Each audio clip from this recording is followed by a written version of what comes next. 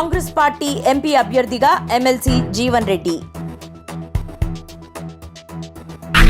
గత అసెంబ్లీ ఎన్నికలలో జగిత్యాల నియోజకవర్గం నుంచి పోటీ చేసి బీఆర్ఎస్ అభ్యర్థి సంజయ్ చేతిలో ఓటమి చెందారు.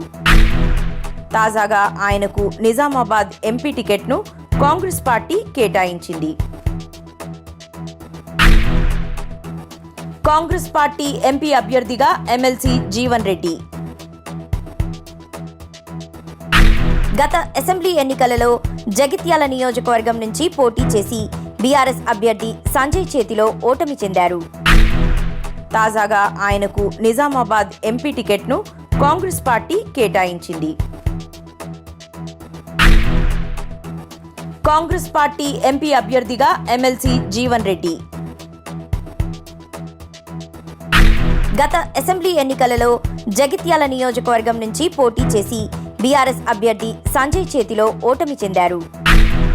తాజాగా ఆయనకు నిజామాబాద్ ఎంపీ టికెట్ను కాంగ్రెస్ పార్టీ కేటాయించింది.